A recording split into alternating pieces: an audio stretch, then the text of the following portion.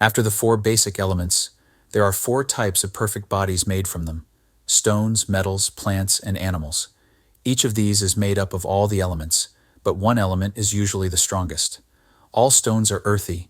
They are heavy, sink down, and become hard and dry so they can't be melted. Metals, on the other hand, are watery and can be melted.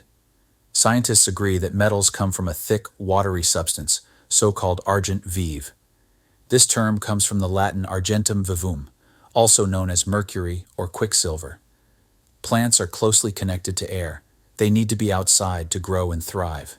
Animals also have a strong connection to fire and come from a heavenly source. Fire is essential for their life. If it goes out, they quickly die. Each type of these bodies is different because of the varying amounts of elements they contain. Among stones, the darker and heavier ones are called earthy, while the clear and water-like stones like crystal, beryl, and pearls found in fish shells are considered watery. Rock crystal, which is a type of quartz, was believed in ancient times to be frozen ice. Pliny mentioned that crystal forms from extreme cold, and it can only be found in places where snow freezes very hard. This is why it is called rock crystal and ice in Greek. Pliny also talked about pearls, explaining that they come from shellfish like oysters. During their breeding season, these animals open their shells to take in a kind of dew, which helps them create pearls. The quality of the dew affects the pearls. If the dew is pure, the pearls will be white and shiny, but if the dew is cloudy, the pearls will have a cloudy color too. Stones that float on water and have a sponge-like texture are called airy stones. Examples include sponge stones, pumice stone, and sophis stone. In ancient times, people thought sponges were plants that could turn into stone. A book from 1753 described sponge stone as a tartarous incrustation. However, sponges are actually groups of tiny animals, not plants. They usually have skeletons made partly of minerals like silica or limestone.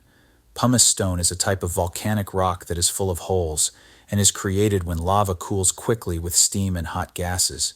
Pliny described sophis or tophus as a general term for porous stones that form from sediment or layers of minerals, especially those deposited by mineral springs. These stones are called fiery because they can produce fire, turn into fire, or are made from fire. Examples include thunderbolts, firestones, and asbestos. Thunderbolts refer to different minerals believed to be created or left behind by lightning strikes. This includes ancient stone tools, lumps of iron pyrites found in chalk, and meteorites. Agrippa likely meant belemnite, which is a fossilized bone from a cephalopod, similar to a cuttlefish. These are smooth, blue, cylinder-shaped stones that taper to a point and can be found in fossil beds. They are also known as thunderstones or elf bolts. Lightning can actually create a conical stone when it strikes and turns fine sand into glass, called saronia or thunderstone. Firestones are stones used to create sparks for making fire. This term is often used for iron pyrites and flint, and Agrippa probably meant flint. In plants, the roots are thick and resemble the earth, while the leaves are juicy like water. Flowers are light and delicate like the air, and seeds are associated with fire because they can multiply. Plants are also classified as hot, cold, moist, or dry based on the qualities of the elements. In animals, some are earthy and live underground like worms and moles. Others are watery like fish, while some are airy and cannot survive without air. There are also fiery animals like salamanders and crickets, and those that are considered hot-blooded such as pigeons, ostriches, and lions, which are called fire-breathing beasts. In animals, bones represent the earth, flesh represents the air, the vital spirit represents fire, and bodily fluids represent water.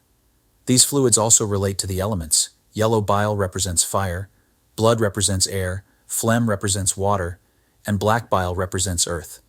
Pliny described the salamander as a lizard-like creature that only comes out during heavy rain and disappears when it's dry. It is extremely cold and is said to put out fire just like ice.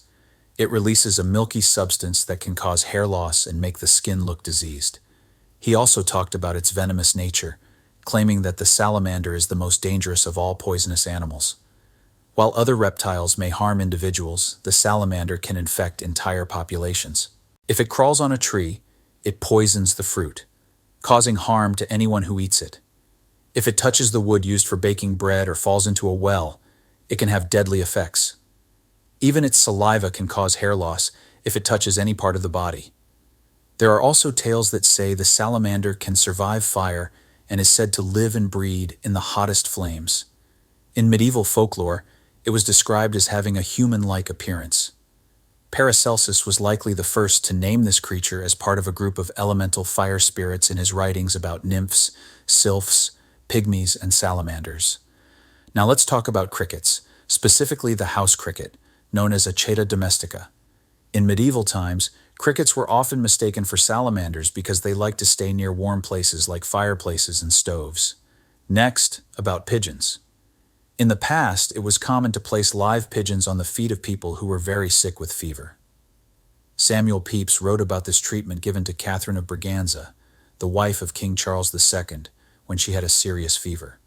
He mentioned that she was so ill that she had her head shaved, and pigeons were placed on her feet while priests were performing a ritual that took a long time, frustrating the doctors. Regarding ostriches, people believed that they could survive without drinking water, and that they could digest iron.